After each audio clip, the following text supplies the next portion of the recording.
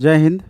BPSC TRE 2.0 अभी आप निश्चित रूप से फॉर्म भर रहे होंगे और फॉर्म भरने में बहुत सारे बच्चों को अभी भी बहुत तरह की कन्फ्यूजन्स हैं और कई जगह पे कन्फ्यूजन है और वो कन्फ्यूजन दूर होना बेहद ज़रूरी है, क्योंकि कहा जाता है कि अगर आप सही तरीके से फॉर्म सिर्फ भर दिए तो एक चरण आप ऐसे ही पास कर गए। क्योंकि अभी आप देख रहे हैं कि इसका सीधा और ताज़ा उदाहरण अभी जस्ट जो प्रोसेस चला था बीपीएससी टीआरई 1.0 में देखे होंगे कि कितने छात्र फॉर्म भरने में गलती किए, जिसके वजह से फाइनल होने के बावजूद सिर्फ ये टेक्निकल फॉल्ट के वजह से, सही तरीके से फॉर्म नहीं भरने के वजह से, सही कॉलम नहीं सेलेक्ट करने के वजह से उनको दौड़ से बाहर होना पड़ा। स्थिति ये रही। इसलिए करके इस बार बीपीएससी चेयरमैन माननीय अतुल प्रसाद सर के द्वारा पहले बता दिया गया कि रजिस्ट्रेशन करने का टाइम अलग कर दिया गया, बाकी टाइम अलग कर दिया गया कि किसी भी सूरत में आप की परेशानी मैक्सिमम ना बढ़े, आपकी परेशानी कम से कम हो। तब भी बहुत सारे छात्र लगातार गलती कर रहे हैं। हालांकि अभी आपका कैंसिल करने का भी ऑप्शन आ गया है कि आप फॉर्म भर दिए हैं, गलत हो गया है रजिस्ट्रेशन, तो आप उसको कैंसिल करवा सकते हैं। लेकिन अगर आप पेमेंट कटा दिए हैं तो जा करके कैंसिल करते हैं तो फिर वहाँ पर आपका पेमेंट का लॉस होता है।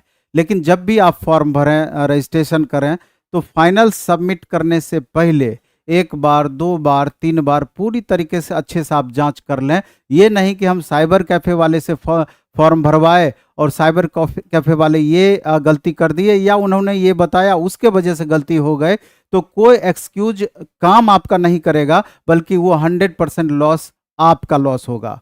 और सबसे बड़ी बात है कि आज आप देखे होंगे कि अभी कुछ चैनल पर दिखाया गया था या बताया जा रहा है कि अगस्त में नेक्स्ट ईयर पुनः दोबारा वैकेंसी दी जा सकती है और प्रत्येक साल अगस्त में नई वैकेंसी का नोटिफिकेशन की बातें कही जा रही है कि अब टीचर की वैकेंसी प्रत्येक साल आएगी। तो ये अपने आप में एक और अच्छी खबर है। और आप जो अभी आपके सामने है, 1 महीने के बाद, लगभग 1 महीने के बाद आपका एग्ज़ाम हो जाना है, 1 महीना समय भी आपके पास नहीं है, तो पहले ये सारा चरण आप पूरा कर लें। बाकी तो समय कम है, आपको तैयारी में लगने ही होंगे और लगे हुए भी होंगे।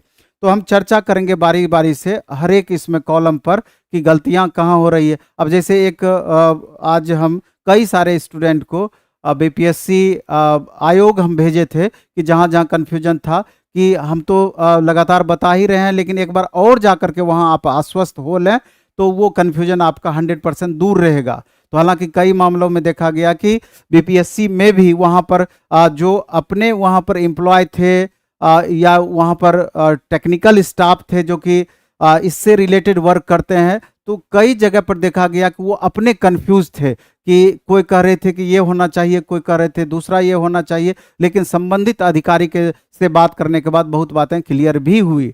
जैसे कि अगर आप अभी अनसुना या फिर अपने में जो कन्फ्यूजन वाली स्थिति थी, सीटेट में आप देखे होंगे कि सीटेट का जब आप डाउनलोड किए होंगे सर्टिफिकेट, तो उसमें सर्टिफिकेट नंबर नहीं दिया हुआ है, सीरियल नंबर भी आपका नहीं दिया हुआ है। तो वैसी परिस्थिति में कुछ का कहना था कि नहीं, मार्कशीट का आप सीरियल नंबर दे दीजिए, कुछ वहीं पर मेंबर का, कुछ का कहना था कि पिछले बार एनए दिया गया था माननीय अतुल प्रसाद सर के द्वारा, तो वो आप दे सकते हैं। तो फाइनली दोनों मोड में उनके द्वारा बातें बताई गई, लेकिन चूंकि पिछली बार एनए का ऑप्शन था, सीरियल नंबर उसमें आपका नहीं दिया हुआ है, तो आप एनए दे सकते हैं। वहाँ पर भी कुछ एम्प्लॉय इस तरीके की बातें बताए। लेकिन इसके अलावे भी जो कई जगह पर कन्फ्यूजन है, जो वहाँ पर पूछा गया, अभी फॉर्म कैसे कैसे भरा जाना है, तो उस संदर्भ में हम क्लियर करते चले जाएंगे। एक बार लास्ट तक आपको निश्चित रूप से देखना चाहिए। आप देख रहे हैं कि ये पहला इसका फॉर्मेट है, इस तरीके से आपका खुलेगा और खुलने के बाद welcome to the BPSC online application portal है। ऑनलाइन रजिस्ट्रेशन आपको करना है, इस पर आपको क्लिक करना है ऑनलाइन रजिस्ट्रेशन पर, तो ये फॉर्मेट आपका आ जाएगा। और यहाँ पर आप देख रहे हैं कि अप्लाई ऑनलाइन, तो इसको क्लिक करना है। तो जैसे ही अप्लाई ऑनलाइन आप करेंगे तो ये सारा रजिस्ट्रेशन फॉर्म आपका आ जाएगा। और आप देख रहे हैं कि इस रजिस्ट्रेशन फॉर्म में ऊपर में ही लिखा हुआ है कि जहाँ स्टार दिया हुआ है, field is mandatory, candidate must fill all the columns in English. Mandatory का मतलब हो गया कि जहां भी आपका स्टार दिया हुआ है, किसी भी सूरत में उसको भरना ही है, और किसी भी सूरत में वहां आपकी गलती नहीं होनी चाहिए, क्योंकि वहां आपका दोबारा नहीं भी चेंज हो सकता है फाइनल सबमिट के बाद, या फिर आप एक बार पेमेंट कटवा देते हैं। अगर यहां गलती आपका मैंडेटरी जहां है कर देते हैं तो बाद में इसका आपका कोई एक्सक्यूज काम नहीं करेगा। इसलिए सबमिट करने से पहले एक बार, दो बार, तीन बार जरूर आप देखेंगे। ये फिर से हम आपको बता रहे हैं। तो आप देखेंगे कैंडिडेट फर्स्ट नेम लिखना है, इंटर फर्स्ट नेम। उसके बाद कैंडिडेट मिडिल नेम, अगर मिडिल नेम है तो देना है, नहीं देना है तो कॉलम खाली भी छोड़ सकते हैं। और कैंडिडेट लास्ट नेम इसमें डालना है आपका। इसके बाद आप देखेंगे, हम पेन सेलेक्ट कर लेते हैं, इससे मामला क्लियर होगा। इसके बाद आप देखेंगे कि दिया हुआ है आपका फादर्स नेम, तो यहाँ फादर्स नेम इंटर करना है। उसके बाद हस्बैंड नेम, विवाहित महिलाओं के लिए हस्बैंड नेम देना है। मदर्स नेम डालना है।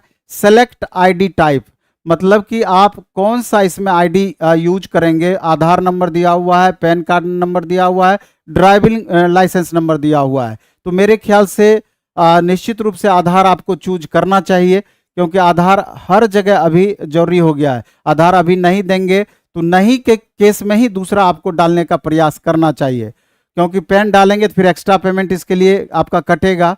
लेकिन आधार आप डालिए। उसके बाद आप देख रहे हैं कि अपलोड आधार पीडीएफ, आधार के पीडीएफ को अपलोड करना है। इसके लिए जो आपका क्राइटेरिया दिया हुआ है कि 100 KB से कम का होना चाहिए, या जो भी क्राइटेरिया दिया हुआ है उसको आप फॉलो कीजिएगा। इसके बाद are you a citizen of India, yes. इसके बाद are you a permanent resident origin of state of Bihar, तो इसमें आपको अगर बिहार के हैं तो यस करना है, बिहार के बाहर के हैं तो नो करना है। इसके बाद do you belong to any reserve category, अगर आप अदर स्टेट के हैं तो नो लिखना है, लेकिन अगर बिहार के हैं और रिजर्व कैटेगरी से बिलोंग करते हैं तो यस देना है। If yes then select the category, अगर यस आप देते हैं तो कौन सा कैटेगरी से आप बिलोंग करते हैं उसके बारे में दिया हुआ है। EWS, SC, ST, EBC और BC के बारे में दिया हुआ है। इसके बाद आप देख रहे हैं कि आवेदक अपनी जाति एवं आरक्षित कोटि से पूर्णतः आश्वस्त हो लें, किसी प्रकार की त्रुटि होने पर आरक्षण का दावा मान्य नहीं होगा। अभी भी बहुत सारे ऐसे छात्र हैं कि कंफ्यूज रहते हैं अपने ही जाति में। और दूसरा ये भी है कि जैसे अगर आप EWS में हैं तो उसका एक मानक दिया हुआ है, स्टैंडर्ड दिया हुआ है कि कितने से कम का आपको आय प्रमाण पत्र उसके लिए बनाना है। और OBC के या OBC को तो यहाँ दो भाग में बांट दिया गया है, BC1 और BC2। उस संदर्भ में भी ये बातें आय प्रमाण पत्र वाली लागू होती है। तो इन छोटी छोटी बातों को समझना जरूरी है, क्योंकि एक गलत इन्फॉर्मेशन पूरा डेटा आपका चेंज कर देगा, परेशानी में आप पड़ सकते हैं। और शादीशुदा महिलाओं के संदर्भ में हम ये बोलना चाहते हैं, आप पति के नाम से या पिता के नाम से, जिसके भी नाम से बनाइए, लेकिन जाति जब भी निर्धारित आपका होगा वो पिता के नाम से ही होगा। इस बात को आपको याद रखना है। अब इसके बाद दिया हुआ है कि मैरिटल स्टेटस, अगर आप मैरिड हैं तो मैरिड के कॉलम में डालना है, अनमैरिड हैं तो अनमैरिड के कॉलम टिक करना है। और अदर्स, अगर मान लीजिए कोई विधवा है, विडो है, तो या फिर ट्रांसजेंडर है, अलग कंडीशन में, ये अदर्स में आप जा सकते हैं। इसके बाद जेंडर मेल या फीमेल है या थर्ड जेंडर है, उसके बारे में दिया हुआ है। इसके बाद दिया हुआ है कि are you a grand son या grand daughter of freedom fighters as per advertisement, यानी कि ग्रैंड सन या ग्रैंड डॉटर हैं तो फ्रीडम फाइटर के परिवार से अगर आप बिलोंग करते हैं उसका लाभ आपको मिलता है, तो वहाँ अगर वो आपका सर्टिफिकेट उससे रिलेटेड बना हुआ है या उस परिवार से आप बिलोंग करते हैं तो यस या नो में टिक लगाना है। Are you a person with benchmark disability, यानी PWBD कैंडिडेट अगर आप हैं तो उससे रिलेटेड आपका क्राइटेरिया भी दिया है कि 40% से अधिक का होना चाहिए, तो 40% अथवा 40% से अधिक का होना चाहिए, तो उस कंडीशन में यस या नो का देना है। और इफ यस अगर आप हाँ करते हैं तो नेचर ऑफ डिसेबिलिटी, आप विजुअली डिसेबल्ड हैं, हियरिंग हैं, या जो इसका क्राइटेरिया दिया हुआ है किससे आप बिलोंग करते हैं उसको टिक आउट करना है। और अस्थायी दिव्यांगता की स्थिति में आवेदक आश्वस्त हो लें कि उनका प्रमाण पत्र काल बाधित ना हो, उसका भी कंडीशन दे दिया है। इसके बाद हम आगे बढ़ते हैं तो आप देख रहे हैं कि यहाँ पर दिया हुआ है कि are you an ex serviceman, ex serviceman में भी क्राइटेरिया फिक्स कर दिया है कि आप आर्मी, नेवी या एयरफोर्स के ही रिगार्डिंग आपका एक्स सर्विसमैन काम करेगा, तो यस या नो देना है। इसके बाद यह है कि पंचायती राज संस्था एवं नगर निकाय संस्थान के संस्थान अंतर्गत नियुक्त एवं कार्यरत शिक्षक हैं, या इसका मतलब ये हुआ कि अगर आप नगर निकाय में टीचर हैं या पंचायती राज संस्थान में टीचर हैं तो उसमें यस या नो देना है। उसमें आपका इंटर डेजिनेशन पदनाम देना है, स्कूल का नाम देना है और डिस्ट्रिक्ट सेलेक्ट करना है। इसके बाद अब आगे बढ़ते हैं। अपनी प्रशैक्षणिक योग्यता के अनुसार इनमें से एक को चुनें। इसमें आप देख रहे हैं कि बीएड, एमएड, बीएलएड, बीएड सब अलग अलग क्राइटेरिया दिया हुआ है। कंप्यूटर विज्ञान के वैसे अभ्यर्थी जो प्रशैक्षणिक योग्यता यथा बीएड आदि धारक नहीं है 11-12 के लिए, उसके लिए भी कंडीशन दिया हुआ है। संगीत के लिए दिया हुआ है, संगीत, ललित कला, नृत्य कला के लिए दिया हुआ है। विशेष विद्यालय अध्यापक यानी विशेष विद्यालय अध्यापक 9 से 10 के लिए, उसके लिए उसमें उसके अकॉर्डिंग आपको टिक आउट करना है। इसके बाद आप देख रहे हैं कि आपके द्वारा उत्तीर्ण पात्रता या दक्षता परीक्षा वर्ष 2012 से पूर्व नियुक्त एवं कार्यरत शिक्षक। अब केवल दक्षता परीक्षा का मतलब हुआ कि अगर आप बिहार सरकार में टीचर हैं तो उसमें अगर इस पर टिक आउट कीजिएगा तो कंडीशन चेंज हो जाएगा। और अगर अभी वर्तमान में आप इस बार फॉर्म भरना है, पात्रता परीक्षा के बारे में डिटेल देना है या दक्षता या पात्रता परीक्षा, तो इस पर जैसे ही अगर आप टिक आउट करेंगे तो देखिए इससे रिलेटेड आपका कंडीशन आ जाता है।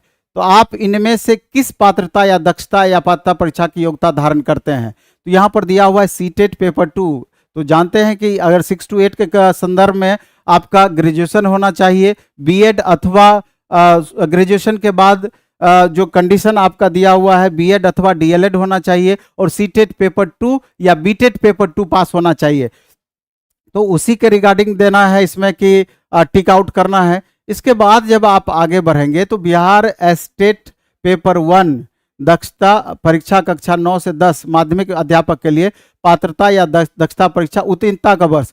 अब देख लीजिए कि सबसे ज्यादा, इस पर आप गौर कीजिएगा, सबसे ज्यादा कंडीशन जो कंफ्यूजन है यहीं पर है। और आज 3-4 स्टूडेंट का एक टीम हम बीपीएससी ऑफिस भेजे थे, तो इसी चीज को लेकर वहां पर कंफ्यूजन की स्थिति थी। वो टेक्निकल स्टाफ वहां के अलग बताते थे और फिर उसके बाद जब संबंधित अधिकारी के पास पहुंचा गया तो उन्होंने जो बताया उस पर हम चर्चा करते हैं। तो उनके द्वारा कहा गया कि जैसे लिखा हुआ ऊपर में कि माध्यमिक शिक्षक पात्रता परीक्षा state paper 2 4 years age exemption, उसमें आपका दिया हुआ है zoology, botany, chemistry, math, physics, English, Maithili. इसका मतलब ये है उनके द्वारा जो समझाया गया कि अगर आप अंडर एज हैं, अंडर एज का मतलब हुआ कि जैसे 37 साल तक आपका आयु अगर निर्धारित किया गया है, अगर उसके अंदर आप हैं तो और इस सब्जेक्ट से रिलेटेड हैं तो इसको टिक आउट आपको करना है। उसके बाद दूसरे में माध्यमिक शिक्षक पात्रता परीक्षा, यहाँ देखिए economics, geography, history, home science, philosophy, political science, psychology, sociology, Arabic, Bangla, Bhojpuri, इसमें जो आपका पेपर दिया हुआ है अगर इससे ये 11-12 में हम पहुंच गए, 9-10 में यहाँ पर हम बात कर रहे थे, पहले 9-10 तो यहाँ पर जो दूसरा दिया हुआ है कि माध्यमिक शिक्षक पात्रता परीक्षा, तो इसमें दोनों में से जिसमें हम आते हैं, जिस लैंग्वेज में, जैसे इसमें अरेबिक है, पर्शियन है, बंगला है, फिजिकल एजुकेशन है, मैथिली है, अगर इस सब्जेक्ट से रिलेटेड है तो इस पर टिक आउट करेंगे। और नहीं अगर इस दोनों में से, अगर आप अंडर एज हैं, 37 साल के नीचे एज है, अगर ये दोनों को फुलफिल नहीं कर रहे हैं तो अन्य में जाना है आपको। और नहीं तो ऊपर के सब्जेक्ट से अगर बिलोंग करते हैं, 37 साल से कम का आपका आयु है, तो ऊपर वाले को टिक करना है। तो ये कंडीशन आप अच्छे से समझ लें, नहीं तो आपको परेशानी हो सकती है। तो इसी के हिसाब से चूज करना है। आप समझ गए मेरी बात को कि अगर 37 साल से कम आयु है, जो इसका एज लिमिट किया गया है, उसके दायरे में अगर आप आते हैं और ये सब्जेक्ट जो निम्नांकित subject Hindi, English, science, math, social science, Sanskrit, Urdu, अगर ये सब्जेक्ट है तो ऊपर वाले में टिक करेंगे। और अगर ये सब्जेक्ट नहीं है, नीचे वाला सब्जेक्ट है अरेबिक, पर्शियन, बंगला, फिजिकल एजुकेशन, मैथिली, तो फिर दूसरे को टिक करेंगे। अगर ये दोनों में से कोई सब्जेक्ट नहीं है तो अन्य पर हम जाएंगे। इस बात को आप अच्छे से समझ लें। और यही सेम कंडीशन आपका 11-12 यानी पेपर 2 के लिए भी लागू होता है। अगर आप एज के अंदर में आते हैं, जितना एज निर्धारित किया गया है, और अगर निम्नांकित सब्जेक्ट है तो उसमें टिक करेंगे, दूसरा में निम्नांकित सब्जेक्ट है तो उसमें टिक करेंगे, और अगर इस दोनों सब्जेक्ट से बाहर हैं तो अन्य में टिक करेंगे। तो मेरे ख्याल से यहां तक समझने में आपको दिक्कत नहीं होना चाहिए। इसके बाद आप इनमें से किस विद्यालय अध्यापक की अनिवार्य अर्हता रखते हैं? तो शिक्षा विभाग के विद्यालय अध्यापक पद के लिए, यानी 69,000 जो समथिंग पोस्ट आपका दिया हुआ है इसी विभाग के अंतर्गत है, इसमें टिक आउट कर सकते हैं। दूसरा दिया हुआ है कि कल्याण विभाग के पिछड़ा एवं अति पिछड़ा वर्ग विद्यालय अध्यापक या प्रधानाध्यापक के लिए, मतलब इसको इसके अलावे और जो एक्स्ट्रा वैकेंसी आई हुई है और अगर उसका योग्यता आपके पास है तो वो फॉर्म भी आप भर सकते हैं, बशर्ते कि जितने अलग अलग टिक आउट करेंगे, जितना आप दायरा अपना बढ़ाएंगे, यानी कि जितने में एलिजिबिलिटी अलग अलग बनेगी, सिर्फ फी आपको अलग से ऐड होता चला जाएगा। तो आप उसको सेलेक्ट, दोनों को सेलेक्ट कर सकते हैं अगर एलिजिबिलिटी आपके पास है। बाकी तो प्रधानाध्यापक से रिलेटेड अगर बात कही जाए तो प्रधानाध्यापक पद के लिए जो नियोजित टीचर हैं बिहार में या जो बिहार सरकार के अंतर्गत टीचर हैं और जितना एक्सपीरियंस उससे मांगा जा रहा है उसको अगर आप फुलफिल कर रहे हैं, या सीबीएसई प्राइवेट में भी सीबीएसई आईसीआईसी के टीचर आप हैं, अगर उसके क्राइटेरिया को फुलफिल कर रहे हैं, यानी 4 साल 10 साल 15 साल जो भी उसमें दिया हुआ एक्सपीरियंस उसको फुलफिल कर रहे हैं, तो प्रधानाध्यापक पोस्ट का भी भर सकते हैं। लेकिन जनरल वे में आपको जो सिंपल पोस्ट उसमें दिया हुआ है उसी को आप भर सकते हैं। इसके बाद लैंग्वेज क्वालिफाइंग पार्ट 1 मैंडेटरी, आप जो लैंग्वेज क्वालिफाइंग पार्ट 1 में जो आप इससे रिलेटेड इंफॉर्मेशन इस सब्जेक्ट में भरेंगे, डेट ऑफ बर्थ जो है आपका इसमें भरेंगे, और एड्रेस ऑफ कॉरस्पॉन्डेंस पूरा दिया हुआ इसमें आप भरेंगे, परमानेंट एड्रेस इसमें आप भरेंगे। और इस तरीके से आप देख लीजिए इसमें लिखा हुआ है कि you have required essential qualification या criteria for this post as mentioned in the advertisement, यानी कि जो इसका क्राइटेरिया या क्वालिफिकेशन मेंशन किया गया है उसको हम फुलफिल कर रहे हैं, तो इसमें यस हम टिक आउट करेंगे। इसके बाद देख रहे हैं कि मोबाइल या मेल वेरिफिकेशन, ईमेल वेरिफिकेशन में जो आप ईमेल नंबर डालेंगे उसका फिर कंफर्म ईमेल डालेंगे। आपको याद रहना चाहिए कि वैसा ईमेल आईडी दें जो कि चालू स्थिति में हो, जिसका आप यूज कर रहे हैं, और उसका आईडी पासवर्ड को आप सुरक्षित रख लें, क्योंकि अभी से लेकर के लास्ट तक, इसका फाइनल सिलेक्शन तक, वेरिफिकेशन तक आपको ये ईमेल आईडी और दूसरा मोबाइल नंबर ये लगातार यही काम करेगा आपका। इसलिए इसको आप अच्छे से समझ लेंगे, उसके बाद इसका वेरिफिकेशन आप कराएंगे। मोबाइल नंबर भी आप डालेंगे, ओटीपी भेज करके आपका कंफर्म हो जाएगा। कैप्चा है तो ये कैप्चा आपको डालना है, और लास्ट में submit registration form finally submit करेंगे तो इसके बाद आपका रजिस्ट्रेशन क्लियर हो जाएगा। इसके बाद मन होगा तो आप पेमेंट कटा सकते हैं, मन होगा तो बाद में पेमेंट कटा सकते हैं। तो इस तरीके से आपको पूरा फॉर्मेट अच्छे से समझ लेना है, बुझ लेना है, उसके बाद ही फॉर्म आपको भरना चाहिए, नहीं तो आपके साथ परेशानी हो सकती है और ये परेशानी आपको दौड़ से बाहर कर सकती है। आपका छोटा सा गलती दौड़ से बाहर करने के लिए काफ़ी है। और लास्ट में एक बात और हम बता देना चाहते हैं कि 6 to 8, 9, 10th, 11, 12th ये तीनों का बैच ऑनलाइन मोड में, ऑफलाइन मोड में, ऑफलाइन मोड में सैदपुर मोड़ भिकना पहाड़ी पर हमारा जो सेंटर है वहाँ हमारा चल रहा है। और सबसे बड़ी बात है कि ऑफलाइन हमारा हाइब्रिड मॉडल पर चलता है। आप जो भी ऑफलाइन में एडमिशन लेते हैं ऑनलाइन एक्सेस साथ में मिलता है, 40 मार्च का भी ऑनलाइन एक्सेस उसी के साथ में मिलता है। तो जो पटना रहते हैं या आना चाहते हैं उस हिसाब से कर सकते हैं, समय बहुत कम है। और बाकी जो ऑनलाइन मोड में आप सीधे हर बैच का अपना 50% ऑफ चल रहा है, दुर्गा 50 करके कैपिटल में अगर कूपन कोड लगाते हैं, बीच में गैप नहीं होना चाहिए। तो प्लेटफॉर्म बाय नवीन कुमार सिंह ऐप पर अभी 11, 12th में history, political science, economics, math, geography, English, Hindi 11, 12th का स्पेशल स्टार्ट किया गया है और सारे विद्वान शिक्षक हैं। कहीं कोई आपको थोड़ा सा भी कंफ्यूजन वाली स्थिति नहीं है।